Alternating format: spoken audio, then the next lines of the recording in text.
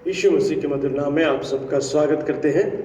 एक बार फिर से हम परमेश्वर के वचन को सुनने के लिए हम सब इकट्ठे हैं और पवित्र आत्मा परमेश्वर हमसे बात करने के लिए तैयार है। आइए हम परमेश्वर के वचन से यूहन्ना रचित सुसमाचार उसका 11वां अध्याय उसके 25 और 26 वचन को हम देखते हैं।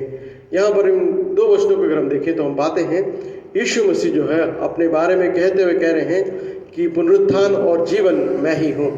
सचमुच में प्यारे दोस्तों, यीशु मसीह में जीवन है, यीशु मसीह ही जीवन है।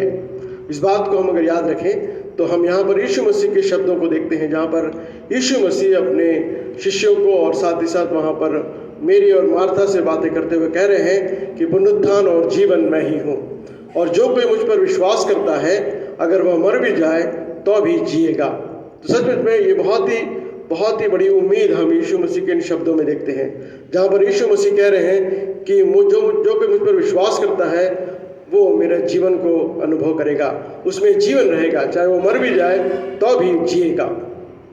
उसके 26वें वचन को अगर हम देखें, वहाँ लिखा है क्योंकि तुम पिछले जीवन के लिए मर चुके हो और मसीह द्वारा परमेश्वर में तुम्हारी आत्मिक जीवन छिपी हुई है।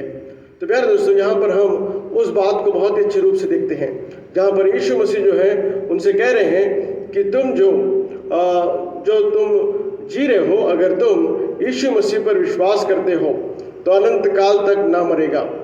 जो कोई मुझ पर विश्वास करता है वो जीवित रहेगा, और अगर मर भी जाए तो अनंत काल तक वो परमेश्वर के कार्य में बना रहेगा।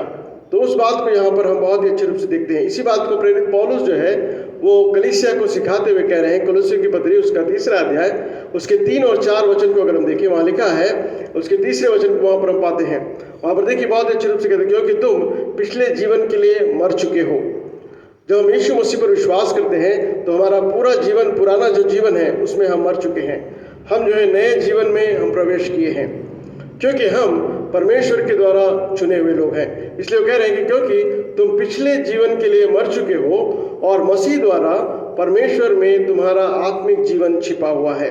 तो हमारा जो आत्मिक जीवन है वो यीशु मसीह में, परमेश्वर में छुपा हुआ है। उस बात को हमें समझने की जरूरत है। उसी बात को और भी समझाते हुए क्या कह रहे हैं, जब यीशु जो हमारा जीवन है दिखाई देंगे तब तुम भी उनके साथ बड़े तेज से प्रकट होगे। प्यारे दोस्तों, ये यीशु मसीह का तेज है जो आपके जीवन में, हमारे जीवन में प्रकट होते हैं। हम सबके जीवन में यीशु मसीह का तेज, उनका जो ग्लोरीफाइड बॉडी जो है, उस प्रकाश में हम भी तेजान्वित होते हैं। उस बात को अगर हम और भी अच्छे रूप से समझें तो कुरिन्थियों की पत्री में हम देखते हैं। कुरिन्थियों की पत्री में अगर चले जाएं तो 1 कुरिन्थियों उसका 15 अध्याय उसके 20 से 22 वचनों को अगर हम कंपेयर करें तो वहाँ पर प्रेरित पौलुस सिखा रहे हैं, but now Christ has risen from the dead. यीशु मसीह जो है मृत्यु में से जी उठे गए हैं। जो सो गए थे उनमें सबसे पहला फल है। यीशु मसीह जो है पहलौठे के रूप में हम देखते हैं। इसलिए जब एक इंसान के द्वारा मौत आई तो मरे हुए में जी उठने के द्वारा हम सब जो है जीवन को पाते हैं। आदम के द्वारा हम सब के जीवन में मृत्यु को हमने देखा, यीशु मसीह के द्वारा हम सब ने जीवन को पाए हैं। तो वो जीवन यीशु मसीह में है और वो जीवन हम विश्वास के द्वारा पा सकते हैं।